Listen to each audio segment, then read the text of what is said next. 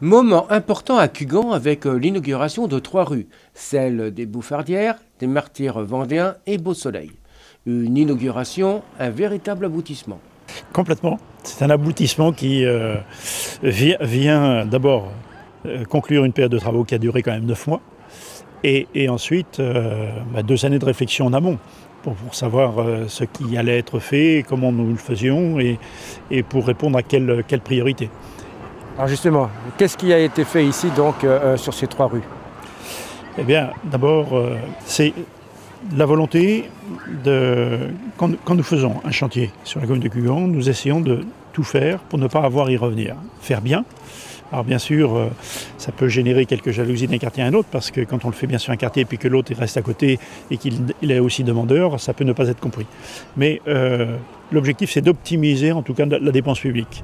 Et on optimise la dépense publique en réalisant tout ce qui doit l'être à l'échelle d'un quartier. C'est ce qui s'est passé ici. Qu'est-ce que nous avons fait dans un premier temps?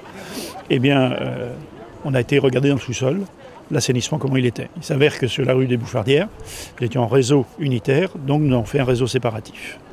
Et puis nous avons vérifié sur les 2 autres rues l'état de ce réseau aussi d'assainissement. Puis ensuite, nous avons effacé les réseaux électriques, et ce qui nous permet en même temps de passer les fourreaux pour la fibre qui va desservir ici dans cette rue, plus spécifiquement l'entreprise Sofop qui est à Antières et les établissements de la Chimotelle. Avant que cette fibre ne soit mise à disposition des habitants, et ça c'est à l'horizon 2022. Et puis après, nous avons aussi essayé de raisonner la sécurité de ces rues, puisqu'il y a quand même un flux de circulation relativement important. Et nous avons voulu trouver un espace suffisant pour le piéton et les personnes à mobilité réduite. Tout ça dans une rue dont on avait une largeur qu'on ne pouvait pas modifier. Et puis il fallait aussi trouver des places de stationnement. Donc place de stationnement longitudinale, un trottoir de 1,60 m à 1,70 m et de part et d'autre, eh bien, des bandes végétalisées pour redonner un petit cachet de bien-être à l'ensemble du quartier. Alors il y a tout ceci a un coût, bien entendu. Oui. Oui, eh bien, le budget global de cette opération, c'est un peu plus d'1 million d'euros. Financer, c'est l'intérêt aussi d'avoir tout réalisé simultanément.